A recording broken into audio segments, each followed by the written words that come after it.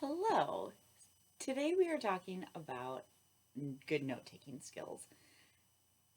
I always encourage our dancers to keep a notebook in their dance bag, whether you're in the level program or not. And this becomes a really important tool for us dancers. I always keep a notebook in my dance bag. Sometimes I'll even keep just a little notepad so I can jot down quick notes if I'm tight on space. But I have several binders that I actually go back and I organize all of my notes into. Today I want to go over how to take the most advantage of your notebook and why it's important. Most of my dancers know that I do not hand out dance notes. The only thing I hand out would be our syllabus for those in that program. And even for choreography, I actually have my dancers handwrite their notes because it sticks better than me just handing them what's going on in my head. So, let's talk about some good note-taking skills. For starters, I like to keep things kind of simplistic. So we've talked about goals, and that should be something that you keep in your notebook. You want to make sure that you're giving yourself something to aspire to. Are you getting ready for a wedding dance? When is that deadline? Are you getting ready for a show? Are you learning steps because you have testing coming up? This, that, and the other. There's a lot that goes into this. So give yourself goals for the dance year, trimester, semester, quarterly. Give yourself monthly goals, weekly goals. For those who are in multiple classes each week, go class by class. When our dancers are first starting the note taking process, I ask that they remember just one thing at the end of each class. And I say this because there are so many things that we learn in a dance class. It's everything from vocabulary, how to do certain steps, retaining choreography. There are little subtle nuances that you learn along the way. There's so much that we do. And so when you're first starting out, it can be really overwhelming. And I ask that you just retain one thing. And if you can reflect on that at the end of class, write it down. By doing this, this teaches your brain then to start picking up on more details further down the line. But you got to start somewhere. So start with one thing. The reason I ask my dancers to write notes, one is retention. When you hand write notes, it's more inclined to stick. Unlike just being handed somebody else's notes where you have to read it, it's not going to click nearly as well. When you have the handwritten memory of it, there's more of a connection that you have and your ability to remember it then because you're more likely to see your own writing at hand, which is why I also suggest handwrite, not text yourself a note or take a picture or anything of that. I really suggest old school handwriting just to make sure that it sticks. When we write notes, it also teaches us accountability. It gives us a visual to look at and see what we remember. It gives us the ability to review our goals and see if we've met any of them because we have it on paper and it's kind of a checklist to be like, oh, I did that. Oh, I need to work on that still. And it gives you this sense of accomplishment and areas that you need work on. And that's all part of learning accountability because in dance, that is a huge attribute that we work on. We're accountable for ourselves in making sure that we're bringing our talents to the table to work with everybody else. Another big point that we have is that it allows us to understand the big picture. When we write down notes, we can do them in different ways, and I'll get to that in a few minutes. But you start to see that there's more to certain steps, there's more to the choreography, there's more to the order of class, there's more of these little nuances. You'll start to be able to connect the dots as to how arabesques work, how attitudes work, how music is written, and all these different aspects of class and what we all do. And you start to put together kind of, like I said, a picture of what the overview is. By writing notes, this also teaches us a bit more about organization. I have seen some gnarly notebooks over the years where some of them look like they have definitely seen some better days. But it also teaches us how to organize those notes and how to get better at them so we can figure out areas that we need work on, this, that, and the other. And so when you actually need to find your notes and you need to study them and you need to retain the choreography that you've written down, that all teaches us organization. And that's part of our dance bag checklist as well, is organizing things so that we're just set and ready to go. I ask our level dancers to work on their vocab terms. And so I give them a syllabus, and from there they fill in the blanks. So we ask that you write down like what it means, how to do the steps. I also suggest, even if you're doing the syllabus or not, that you write down steps or vocabulary that is hard to remember. If you're in class and you're hearing a word that is just not sticking and you've heard it, or it could even just be one that you've been exposed to just by talking about it, write down a word that is really hard for you to retain. And when you write it down the proper way. You want to make sure that you're learning the vocab in its proper form, and that again will help it to stick. It'll be easier than to ask those questions. It's totally cool if you ask your dance instructor, hey, what is that, or what does that mean, this, that, and the other. And we're more than happy to help you with that because we want it to stick. And I also encourage that my dancers write down anything that's a new word for them. So if I'm introducing a new step, like I'll use pas de bourrées as an example, we use them often in many classes. If this is a new term for you, write it down. That doesn't mean you have to know the answer right away. You don't have to know what it means. You don't have to know that there's like a bazillion ways to do a pas de bourrée. But if you write the term, it'll give you something to reflect on, go back to, fill in the blanks later on, and have a better understanding for that term. Now with some of this, if your instructor says, hey, don't stress about that just yet, there's probably a reason for that. There could be a reason why your instructor does not want you to be worried about a certain vocab term at that time, especially for those of you who are testing and you may have a pretty long list of things you already need to be working on. So do take that into a little bit of consideration if that becomes the answer that you get. Next up, talking about class and choreography. I grouped these two together because the way notes kind of happen for them are very similar, because what we do in class should wind up working on our choreography and how we practice for shows. One of the ways that I suggest how to write your class notes or choreography would be start at the beginning. Start at the beginning of the dance, start at the beginning of class, work your way from the top, because that was the longest time frame ago, most likely, and that's usually the part that starts to fade.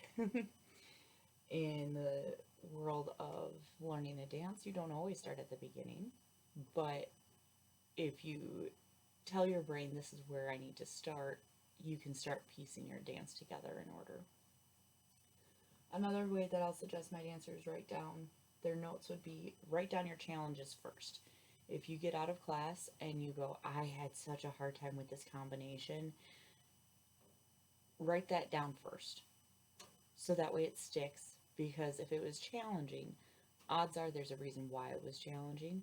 And if you get that down on paper first, it gives you a little bit more time to reflect on it and practice it and all of that stuff.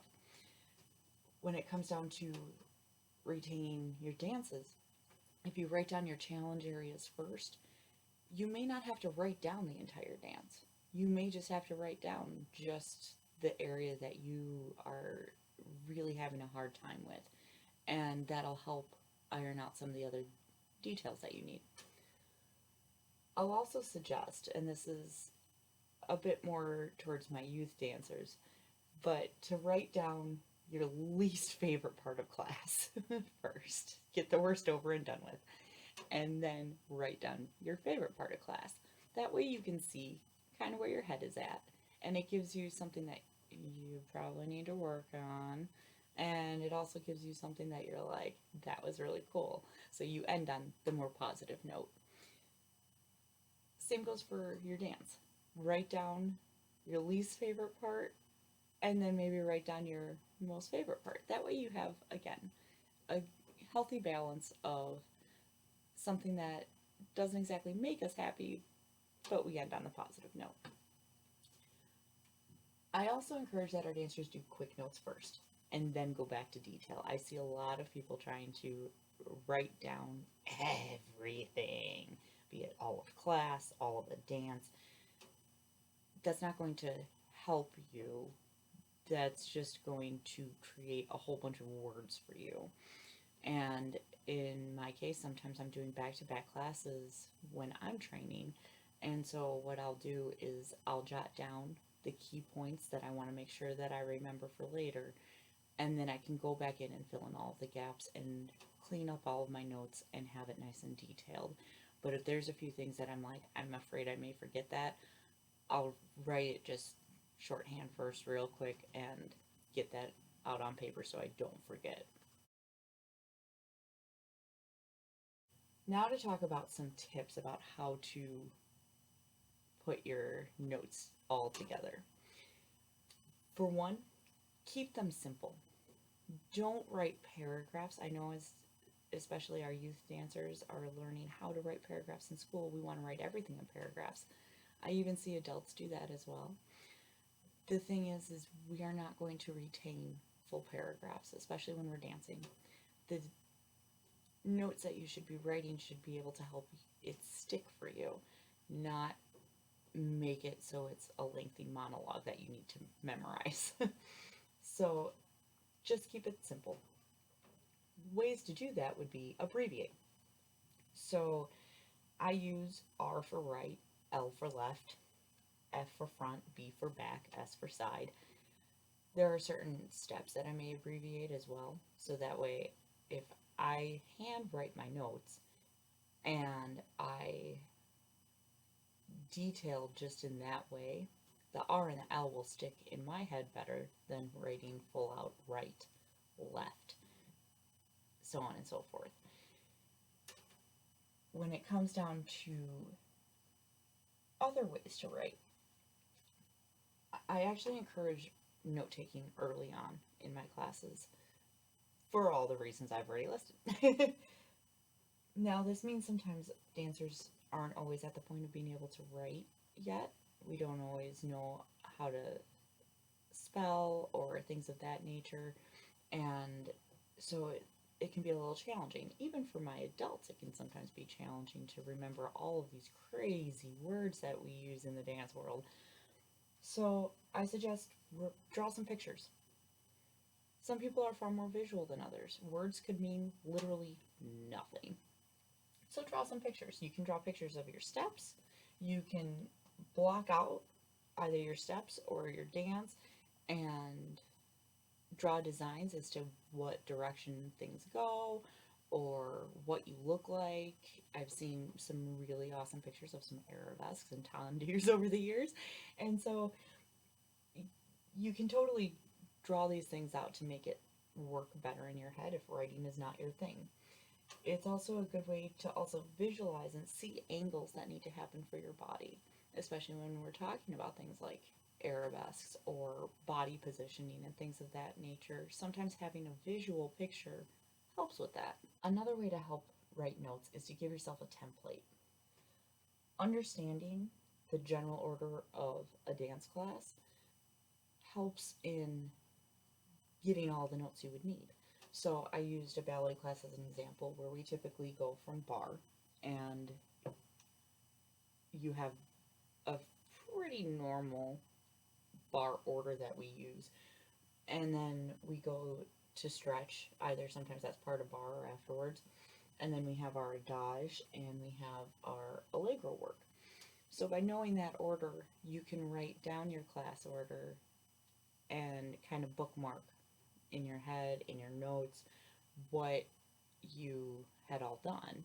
And that'll help you get better detailed notes so you don't forget parts of class. The same can be said for like jazz, tap, hip hop, where you traditionally have your warm ups. There may be some kind of stretching involved, there may be floor work involved, something where you're doing more of the allegro work, and you still most likely have like that adage allegro type scenario. When it comes down to retaining choreography, then I also give shorthand notes for that. So understanding the way music is written and knowing what a verse is, or the chorus, refrain, your music break, I abbreviate those. Most of my dancers have seen my notes, and so I label which verse number we are on if I change up what the choreography is for each one, or I'll label the music breaks and I'll number them so I know which one's what, and that way we can mentally piece the dance together. And I'll even go so far as in my own notes, I've written choreography for so long that I actually have mine so shorthanded that I will write my choreography line for line with where it would kind of line up with the music, so I know where it all matches in, and so I can typically get a full dance onto one page.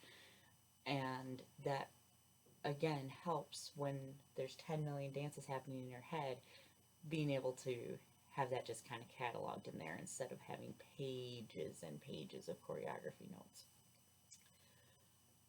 Another thing that I suggest that my dancers do is to star or asterisk or even highlight reminders. This can be reminders of things that you're working on, vocab. This could be a reminder because we give a lot of verbal directives. Highlight them, make a page of, hey, I need to talk to mom and dad, or I can't forget that I need to do this. Again, this goes back to accountability. That helps us to retain things that we need. It's kind of like having an assignment notebook in school. It also helps if you color code. I color code in a lot of different ways. So sometimes I will color code my dances when I'm going through and writing additional notes for specific dancers. I will color code segments of my binders because, again, I have a lot of dance notes over the years, and that way I can see what all goes to what. There's all different ways that you can color code. I've seen dancers color code based on what is a verse or a chorus, or I've seen different color codes for how classes are written out, and like vocab words. I've seen vocab words where bar work is one color, center is another, and you want to find a system that works well for you. Again, some people do better with colors, just like some people do better with drawing pictures instead of writing things. When you write notes, it should be about how they are going to be most advantageous for you, not for anyone else. They are meant so you are able to have everything stick. And it helps with picking up speed in class because you're going to have a lot more just mental awareness as you're going through. I hope this helps, and I will see you tomorrow as we talk about grand reverence. I will see you then.